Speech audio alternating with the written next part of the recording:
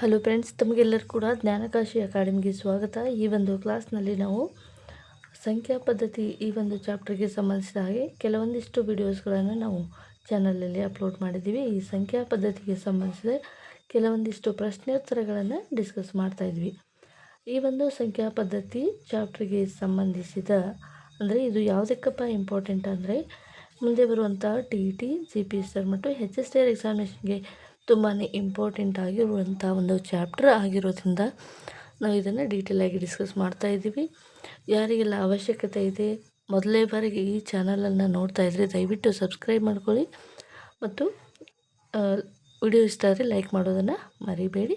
ನಿಮಗೆ ಈ ಒಂದು ವಿಡಿಯೋಕ್ಕೆ ಸಂಬಂಧಿಸಿದ ಯಾವುದಾದ್ರೂ ಡೌಟ್ಸ್ಗಳಿದ್ರೆ ದಯವಿಟ್ಟು ಕಮೆಂಟ್ ಬಾಕ್ಸಲ್ಲಿ ತಿಳಿಸಿ ಅಂತ ಹೇಳ್ತಾ ಈ ಒಂದು ವಿಡಿಯೋನ ಸ್ಟಾರ್ಟ್ ಮಾಡೋಣ. ಇಂದಿನ ಒಂದು ಕ್ಲಾಸ್ನಲ್ಲಿ ನಾವು ಸಂಖ್ಯಾ ಪದ್ಧತಿಗೆ ಸಂಬಂಧಿಸಿದ ಕೆಲವೊಂದಿಷ್ಟು ಮಲ್ಟಿಪಲ್ ಚಾಯ್ಸ್ ಕ್ವೆಶನ್ಗಳನ್ನು ಮತ್ತು ಬೇಸಿಕ್ ಆಗಿರುವಂಥ ಸಂಖ್ಯಾ ಪದ್ಧತಿಯ ಬಗ್ಗೆ ಕೆಲವೊಂದಿಷ್ಟು ನಾವು ಪ್ರಶ್ನೋತ್ತರಗಳನ್ನು ನೋಡಿದ್ವಿ. ನೋಡದೇ ಇರೋರು ಚಾನಲ್ನ ಪ್ಲೇಲಿಸ್ಟ್ಗೆ ಹೋಗಿ ನೀವು ಅವುಗಳನ್ನು ವಿಸಿಟ್ ಮಾಡ್ಬೋದು. ಇಂದಿನ ಒಂದು ಕ್ಲಾಸ್ನಲ್ಲಿ ಸ್ವಾಭಾವಿಕ ಸಂಖ್ಯೆ ಅಂದರೆ ಏನು, ನ್ಯಾಚುರಲ್ ನಂಬರ್ ಅಂದರೆ ಏನು, ಮತ್ತು ಹೋಲ್ ನಂಬರ್ ಅಂದರೆ ಏನು, ಪೂರ್ಣ ಸಂಖ್ಯೆ ಅಂದರೆ ಏನು, ಸಮಸಂಖ್ಯೆಗಳು. ಈಗ ಸಮಸಂಖ್ಯೆಗಳು ಅಂತಂದರೆ ಏನಪ್ಪ ಅಂದರೆ ಸಮಸಂಖ್ಯೆ ಅಂತಂದರೆ ಯಾವುದೇ ಒಂದು ಸಂಖ್ಯೆ ಆಗಿದ್ದರೆ ಅದಕ್ಕೆ ಪೇರ್ ಆಫ್ ನಂಬರ್ಸ್ ಇದ್ದರೆ, ಸಪೋಸ್ ನಾನೀಗ 1 ಡಾಟ್ ಅಂತ ಕನ್ಸಿಡರ್ ಮಾಡಿದಾಗ ಇದಕ್ಕೆ ಯಾವುದೇ ರೀತಿಯಾದ ಪೇರ್ ಇರೋದಿಲ್ಲ. ಇದಕ್ಕೆ ನಾನು ಆಡ್ ನಂಬರ್ ಅಂತ ಹೇಳಿ ಕರಿತೀನಿ. ಈ ಡಾಟ್ನ ಜೊತೆಗೆ ಇನ್ನೊಂದು ನಂಬರ್ ಇದ್ದರೆ, ಪೇರ್ ಆಫ್ ನಂಬರ್ಸ್ ಇದ್ದರೆ ಇದಕ್ಕೆ ನಾನು ಈವನ್ ನಂಬರ್ ಅಂತ ಹೇಳಿ ಕರಿತೀನಿ. ಈ ಈವನ್ ನಂಬರನ್ನು ನಾವು ಏನಪ್ಪ ಇಷ್ಟು ಸಿಲ್ಲಿಯಾಗಿರೋ ಕ್ವಶನ್ಸ್ಗಳನ್ನು ಡಿಸ್ಕಸ್ ಮಾಡ್ತಾ ಇದ್ದಾರೆ ಅಂತ ಅಂದ್ಕೋಬೇಡಿ. ಈ ಒಂದು ಪ್ರಶ್ನೆ ಯಾಕಪ್ಪ ಇಂಪಾರ್ಟೆಂಟು ಅಂತಂತ ನೋಡಿದಾಗ, ಯಾವುದೇ ಒಂದು ನಂಬರ್ ಸಿಸ್ಟಮಲ್ಲಿ 105ನೇ ಸಮಸಂಖ್ಯೆ ಯಾವುದು ಅಂತ ಕೇಳಿದ್ರೆ ನಿಮ್ಗೆ ಸಡನ್ನಾಗಿ ಉತ್ತರ ಗೊತ್ತಾಗಬೇಕು. ಯಾವುದೇ ಒಂದು ಈಗ ಕೊಟ್ಟಿರುವಂಥ ನಂಬರ್ ಸಿಸ್ಟಮಲ್ಲಿ 105ನೇ ಸಮಸಂಖ್ಯೆ ಯಾವುದಾಗಿರುತ್ತೆ ಅಂತ ಕೇಳ್ತಾರೆ. ನೀವು 1, 2, 3 ಅಂತ ಈ ರೀತಿ ಬರೀತಾ ಕೊಡ್ತೀರಾ? ಇಲ್ಲ. ಅದನ್ನು ಯಾವ ರೀತಿಯಾಗಿ ಕಂಡುಹಿಡಿಬೇಕು ಅಂತ ಶಾರ್ಟ್ ಮೆಥಡಲ್ಲಿ ನಾವು ನೋಡೋದಾದರೆ 2n ಅಂತ ಸೂತ್ರ ಇದೆ. ಏನಪ್ಪ n ಅಂತಂದರೆ 2 × 105 ಅಂತಂದಾಗ, ಈಗ ಇದನ್ನು ನಾವು ಮಲ್ಟಿಪ್ಲಿಕೇಶನ್ ಮಾಡಿ ನೋಡಿದಾಗ 210 ಇದು 105ನೇ ಸಮಸಂಖ್ಯೆ ಆಗಿರುತ್ತೆ ಅಂತ ನಾವು ಈ ರೀತಿಯಾಗಿ ಈಸಿಯಾಗಿ ಪಾಯಿಂಟ್ ಔಟ್ ಮಾಡ್ಬೋದು. ಓಕೆ, ಗೊತ್ತಾಯ್ತಲ್ಲ? ಯಾವುದೇ ಒಂದು ಸಂಖ್ಯೆಯನ್ನು ಕೊಟ್ಟು 105ನೇ ಸಮಸಂಖ್ಯೆ ಯಾವುದು ಅಥವಾ 1004ನೇ ಸಮಸಂಖ್ಯೆ ಯಾವುದು, ಈ ರೀತಿಯಾಗಿ ಪ್ರಶ್ನೆಯನ್ನು ಕೇಳಿದರೆ ನೀವು ಸಾಲ್ವ್ ಮಾಡಬೇಕಾಗಿ ಬರುತ್ತೆ. ಹಾಗಾದರೆ ಸಮಸಂಖ್ಯೆಯನ್ನು ಕಂಡುಹಿಡಿಯಲು ಬಳಸುವಂಥ ಸೂತ್ರ ಯಾವುದಪ್ಪ ಅಂದರೆ 2n ಅಂತಕ್ಕಂಥದ್ದು. ಹಾಗಾದರೆ ಬೆಸ ಸಂಖ್ಯೆಯನ್ನು ಕಂಡುಹಿಡಿಯಲು ಬಳಸುವಂಥ ಸೂತ್ರ ಯಾವುದು? ಈಗ 105ನೇ ಬೆಸ ಸಂಖ್ಯೆ ಯಾವುದು ಅಂತ ಪ್ರಶ್ನೆಯನ್ನು ಕೇಳಿದರೆ ಯಾವ ರೀತಿಯಾಗಿ ನಾವು ಕಂಡುಹಿಡ್ಕೋಬೇಕಪ್ಪ ಅಂದರೆ ಅದಕ್ಕೂ ಕೂಡ ಒಂದು ಸೂತ್ರ ಇದೆ, 2n - 1. ಓಕೆ, 2n 105ನೇ ಬೆಸ ಸಂಖ್ಯೆ ಅಂದಾಗ -1, ಇದು 210 -1 ಅಂದಾಗ 209 105ನೇ ಬೆಸ ಸಂಖ್ಯೆ ಆಗಿರುತ್ತೆ. ಈ ರೀತಿಯಾಗಿ ಈಸಿಯಾಗಿ ಪಾಯಿಂಟ್ ಔಟನ್ನು ಮಾಡ್ಬೋದು. ಆದ್ದರಿಂದ ಈ ಒಂದು ಬೇಸ್ ಮೇಲೆ ಯಾವ ರೀತಿಯಾಗಿ ನಾವು ಈ ಒಂದು ಸಂಖ್ಯಾ ಪದ್ಧತಿಯ ಮೇಲೆ ಇನ್ನು ಡಿಸ್ಕಸ್ ಮಾಡ್ಬೋದು ಅಂತ ನೋಡ್ತಾ ಹೋಗೋಣ. ಓಕೆ, ಇವಾಗ ಸಮಸಂಖ್ಯೆ ಮತ್ತು ಬೆಸ ಸಂಖ್ಯೆಗಳನ್ನು ಯಾವ ರೀತಿಯಾಗಿ ಕಂಡುಹಿಡಿಬೇಕು ಅಂತ ನಾವು ನೋಡಿದ್ವಿ. ಅದೇ ರೀತಿಯಾಗಿ ಇನ್ನೊಂದಿಷ್ಟು ಸಂಖ್ಯಾ ಪದ್ಧತಿಯ ಮೇಲೆ ಪ್ರಶ್ನೆಗಳಿದ್ದಾವೆ. ಯಾವ ರೀತಿಯಾಗಿ ನಿಮಗೆ ನಾನು ಕೇಳ್ತಾ ಇದ್ದೀನಿ, ನಂಬರ್ಸಲ್ಲಿ 1 ಅಂಕಿಯ ಅತ್ಯಂತ ಚಿಕ್ಕ ಸಂಖ್ಯೆ ಯಾವುದು? 1 ಅಂಕಿಯ ಅತ್ಯಂತ ಚಿಕ್ಕ ಸಂಖ್ಯೆ ಯಾವುದು ಅಂತಂದಾಗ ಅದು 1 ಆಗಿರುತ್ತೆ. 1 ಅಂಕಿಯ ಅತಿ ದೊಡ್ಡ ಸಂಖ್ಯೆ ಯಾವುದಪ್ಪ ಅಂದರೆ ಅದು 9 ಆಗಿರುತ್ತೆ. ಹೌದಲ್ವಾ? ಇದಕ್ಕಿಂತ ಚಿಕ್ಕ ಸಂಖ್ಯೆ ಯಾವುದೇ ಇರಲಿಕ್ಕೆ ಸಾಧ್ಯ ಇಲ್ಲ. 1ಕ್ಕಿಂತ ಅತಿ ಚಿಕ್ಕ ಸಂಖ್ಯೆ ಯಾವುದೇ ಇರಲಿಕ್ಕೆ ಸಾಧ್ಯ ಇಲ್ಲ. 9ಕ್ಕಿಂತ ಅತಿ ದೊಡ್ಡ ಸಂಖ್ಯೆ ಕೂಡ ಯಾವುದು ಇರಲಿಕ್ಕೆ ಸಾಧ್ಯ ಇಲ್ಲ. ಅಂದರೆ 1 ಅಂಕಿಯ ಅತಿ ದೊಡ್ಡ ಸಂಖ್ಯೆ, 1 ಅಂಕಿಯ ಅತಿ ಚಿಕ್ಕ ಸಂಖ್ಯೆ ಅಂತಂದಾಗ ಅದು ಒಂದು ದೊಡ್ಡ ಸಂಖ್ಯೆ 9 ಆಗಿರುತ್ತೆ. ಅದೇ ರೀತಿಯಾಗಿ 2 ಅಂಕಿಯ ಅತಿ ಚಿಕ್ಕ ಸಂಖ್ಯೆ ಯಾವುದು? 2 ಅಂಕಿಯ ಅತಿ ಚಿಕ್ಕ ಸಂಖ್ಯೆ ನೋಡಿರಿ, 1 ಅಂಕೆಯ ಅತಿ ದೊಡ್ಡ ಸಂಖ್ಯೆ ಅಂದರೆ 9. ಅದರ ನಂತರ ಬರುವಂಥ ಸಂಖ್ಯೆ ಏನಾಗಿರುತ್ತೆ? 2 ಅಂಕಿದಾಗಿರುತ್ತೆ. ಹಾಗಾಗಿ ಅತ್ಯಂತ 2 ಅಂಕಿಯ ಸಂಖ್ಯೆ ಯಾವುದಪ್ಪ ಅಂದರೆ ಅದು 10 ಆಗಿರುತ್ತೆ. ಹಾಗಾದರೆ 2 ಅಂಕಿಯ ಅತಿ ದೊಡ್ಡ ಸಂಖ್ಯೆ ಯಾವುದಪ್ಪ ಅಂದರೆ ನೀವು ಈಸಿಯಾಗಿ ಪಾಯಿಂಟ್ ಔಟ್ ಮಾಡ್ತೀರಾ, 99. ಹಾಗಾದರೆ 3 ಅಂಕಿಯ ಅತಿ ಚಿಕ್ಕ ಸಂಖ್ಯೆ ಯಾವುದು? ಅದು 100 ಆಗಿರುತ್ತೆ. 3 ಅಂಕಿಯ ಅತಿ ದೊಡ್ಡ ಸಂಖ್ಯೆ 999. ಅದೇ ರೀತಿಯಾಗಿ 4 ಅಂಕಿಯ ಅತಿ ಚಿಕ್ಕ ಸಂಖ್ಯೆ 1000 ಆದರೆ 4 ಅಂಕಿಯ ಅತಿ ದೊಡ್ಡ ಸಂಖ್ಯೆ 9999 ಆಗಿರುತ್ತೆ. 5 ಅಂಕಿಯ ಅತಿ ಚಿಕ್ಕ ಸಂಖ್ಯೆ ಯಾವುದಪ್ಪ ಅಂದರೆ ಅದು 10,000. 5 ಅಂಕಿಯ ಅತಿ ದೊಡ್ಡ ಸಂಖ್ಯೆ ಯಾವುದಪ್ಪ ಅಂದರೆ 99,999 ಎಂತಕ್ಕಂಥದ್ದು ನಂಬರ್ ಆಗಿರುತ್ತೆ. ಈ ರೀತಿಯಾಗಿ ನಂಬರ್ಸ್ಗಳ ಮೇಲೆ ಪ್ರಶ್ನೆಯನ್ನು ಕೇಳ್ತಾರೆ. ಓಕೆ, ಈಗ ನಿಮಗೆ ಗೊತ್ತಾಯಿತು, ಒಂದು ಐಡಿಯಾ ಬಂತು. ಅತಿ ಚಿಕ್ಕ ಸಂಖ್ಯೆ, 2 ಅಂಕಿಯ ಅತಿ ಚಿಕ್ಕ ಸಂಖ್ಯೆ ಯಾವುದು, 2 ಅಂಕಿಯ ಅತಿ ದೊಡ್ಡ ಸಂಖ್ಯೆ ಯಾವುದು, ಈ ರೀತಿಯಾಗಿ ನಂಬರ್ ಬೇಸ್ ಮೇಲೆ ಪ್ರಶ್ನೆಗಳನ್ನು ಕೇಳ್ತಾರೆ. ಓಕೆ, ಈಗ ನಾವೀಗ ಮುಂದುವರೆದ ಪ್ರಶ್ನೆಗಳನ್ನು ಡಿಸ್ಕಸ್ ಮಾಡ್ತಾ ಹೋಗೋಣ.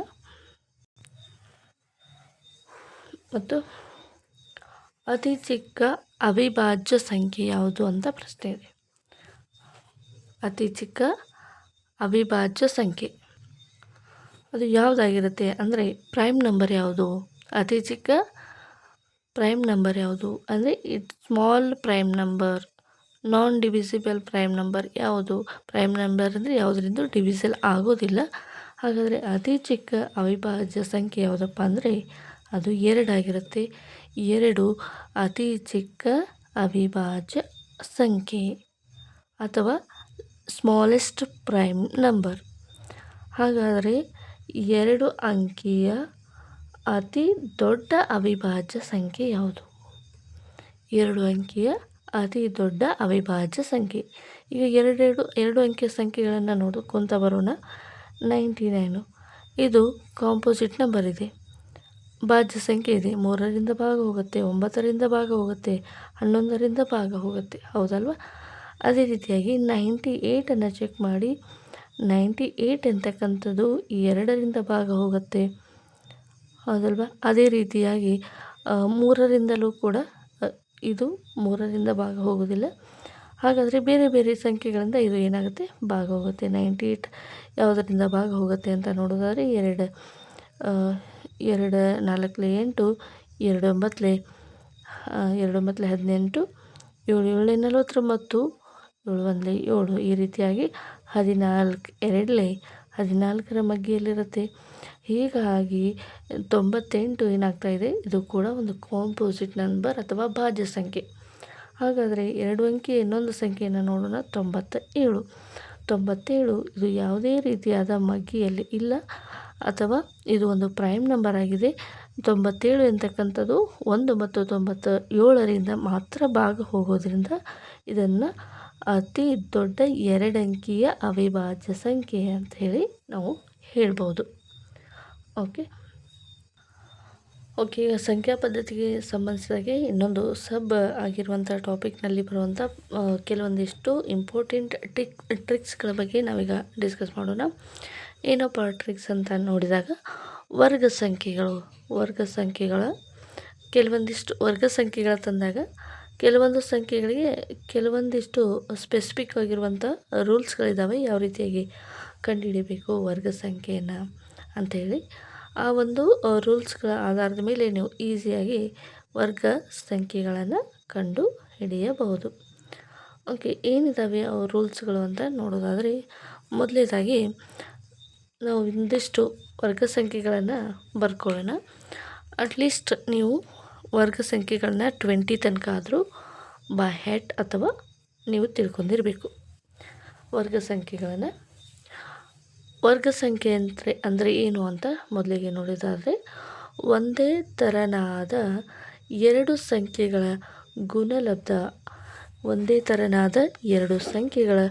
ಗುಣಲಬ್ಧ ಮತ್ತು ವರ್ಗ ಸಂಖ್ಯೆ ಕೊನೆಗೊಳ್ಳದ ಅಂಕಿಗಳು.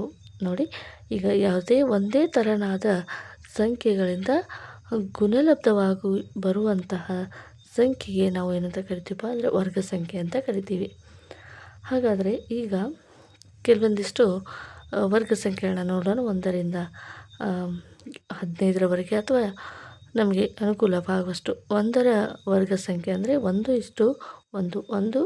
1ರ ಗುಣಕ 1 ಬಂದಾಗ ಇದರ ವರ್ಗ ಸಂಖ್ಯೆ ಕೂಡ 1 ಆಗಿರುತ್ತೆ. ಅದೇ ರೀತಿಯಾಗಿ 2ರ ವರ್ಗ 2 × 2 ತಂದಾಗ ಅದು 4 ಆಗಿರುತ್ತೆ. ಅದೇ ರೀತಿಯಾಗಿ 3ರ ವರ್ಗ ತಂದಾಗ 3 × 3 9 ಆಗಿರುತ್ತೆ. 4ರ ವರ್ಗ 4 × 4 ಇದು 16 ಆಗಿರುತ್ತೆ.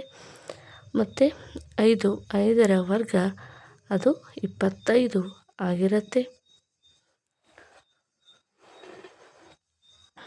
6ರ ವರ್ಗ ಸಂಖ್ಯೆ ಅದು 36 ಆಗಿರುತ್ತೆ.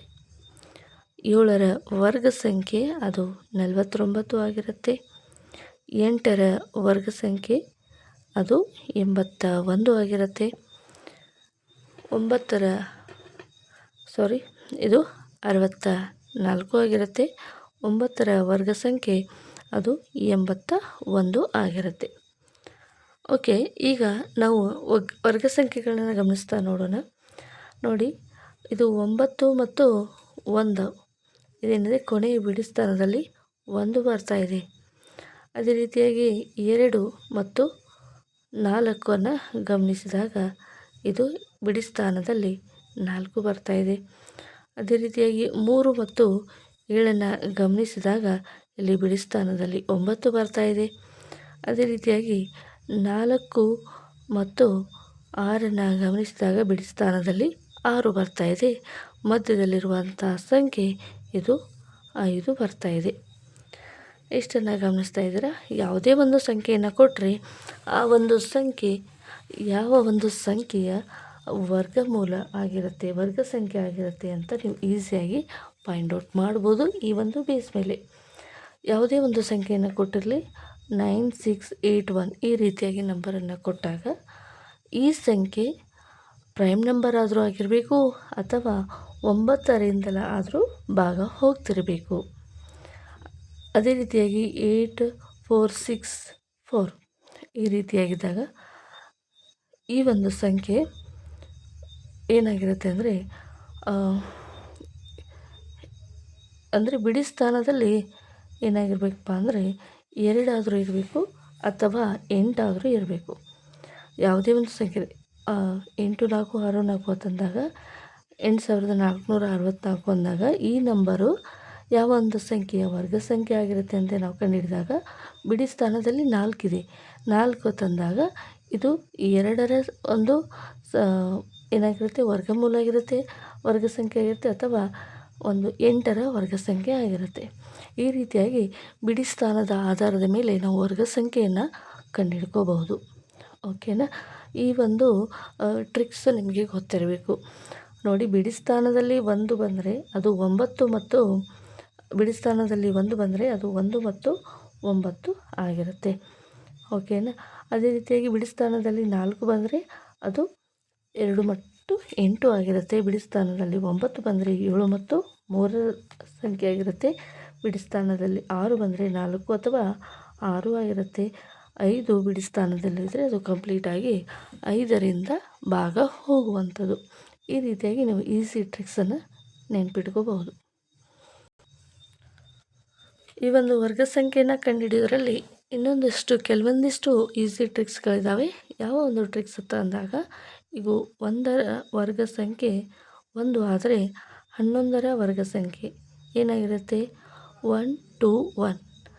ಅದೇ ರೀತಿಯಾಗಿ 111ರ ವರ್ಗ ಸಂಖ್ಯೆ ಏನಾಗಿರುತ್ತೆ ನೋಡಿ. ಈ ಒಂದು ಪ್ಯಾಟರ್ನನ್ನು ನೀವು ಗಮನಿಸ್ತಾ ಬನ್ನಿ. ಈಗ 1 2 3 2 1 ಇದು ವರ್ಗ ಸಂಖ್ಯೆ ಆಗಿರುತ್ತೆ. ನೀವು ಚೆಕ್ ಮಾಡಿ ನೋಡ್ಬೋದು. ಅದೇ ರೀತಿಯಾಗಿ 1111ರ ವರ್ಗ ಸಂಖ್ಯೆ ಏನಾಗಿರುತ್ತೆ 1 2 3 4 3 2 1 ಇಷ್ಟು ಆಗಿರುತ್ತೆ. ಓಕೆ, ಈ ರೀತಿಯಾಗಿ ಬರುವಂಥ ಪ್ಯಾಟರ್ನ್ಸ್ಗಳನ್ನು ನಾವು ಈ ರೀತಿಯಾಗಿ ಈಸಿಯಾಗಿ ಫೈಂಡ್ ಔಟ್ ಮಾಡ್ಬೋದು. ಅದು ಮಿಡಲ್ದವರೆಗೆ 4 ಯಾಕೆ ತೊಗೊಂಡ್ರಪ್ಪ ಅಂದರೆ ಇದು 4 ಲೈನ್ಸ್ ಇದ್ದಾವೆ. ಹಾಗಾಗಿ 1 2 3 4 ಅದರಿಂದ ಮತ್ತೆ ರಿವರ್ಸ್ ಹೋಗಬೇಕು. 3 2 1 ಈ ರೀತಿಯಾಗಿ 1 2 3 4 5 6 7 8 ಇದರ ವರ್ಗ ಸಂಖ್ಯೆ ಯಾವ ರೀತಿಯಾಗಿ ಕಂಡುಹಿಡ್ಕೋಬೋದಪ್ಪ ಅಂದರೆ 1 2 3 4 5 6 7 8 7 6 5 4 3 2 1 ಆಗಿರುತ್ತೆ. ನೀವು ಚೆಕ್ ಮಾಡಿ ನೋಡ್ಬೋದು. ಈ ರೀತಿಯಾಗಿ 11 1 1001 ಈ ರೀತಿಯಾಗಿ 111 ಡಿಜಿಟ್ ಸ್ಕ್ವೇರನ್ನು ನಾವು ಈ ರೀತಿಯಾಗಿ ಈಸಿಯಾಗಿ ಫೈಂಡ್ ಔಟ್ ಮಾಡ್ಬೋದು.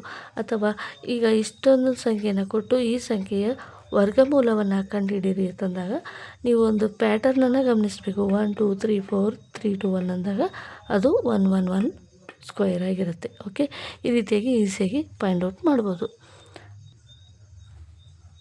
ಓಕೆ ಫ್ರೆಂಡ್ಸ್, ಈಗ ವರ್ಗ ಸಂಖ್ಯೆಯನ್ನು ಯಾವ ರೀತಿಯಾಗಿ ಕಂಡುಹಿಡಿಬೇಕು ಅದಕ್ಕೆ ಸಂಬಂಧಿಸಿದ ಕೆಲವೊಂದಿಷ್ಟು ಟ್ರಿಕ್ಸ್ಗಳನ್ನು ನೀವು ನೋಡಿದ್ರಿ. ಮುಂದಿನ ಒಂದು ತರಗತಿಯಲ್ಲಿ 91ರಿಂದ 99ರವರೆಗೆ ಇರುವಂಥ ಸಂಖ್ಯೆಗಳ ವರ್ಗ ಸಂಖ್ಯೆಯನ್ನು ಯಾವ ರೀತಿಯಾಗಿ ಕಂಡುಹಿಡ್ಕೋಬೇಕು ಮತ್ತು 3 ಡಿಜಿಟಲ್ಲಿರುವಂಥ ವರ್ಗ ಸಂಖ್ಯೆಯನ್ನು ಯಾವ ರೀತಿಯಾಗಿ ಕಂಡುಹಿಡ್ಕೋಬೇಕು ಮತ್ತು ಯೂನಿಟಲ್ಲಿ 5ರಿಂದ ಕೊನೆಗೊಳ್ಳುವಂಥ ಸಂಖ್ಯೆಗಳನ್ನ ಯಾವ ರೀತಿಯಾಗಿ ಕಂಡುಹಿಡ್ಕೋಬೇಕು ಅನ್ನೋದನ್ನು ಮುಂದಿನ ಒಂದು ಕ್ಲಾಸ್ನಲ್ಲಿ ಕಂಪ್ಲೀಟಾಗಿ ಡಿಸ್ಕಸ್ ಮಾಡೋಣ. ಅಲ್ಲಿವರೆಗೂ ನಮ್ಮ ಚಾನಲ್ನ ವೀಕ್ಷಣೆ ಮಾಡ್ತಾಯಿರಿ.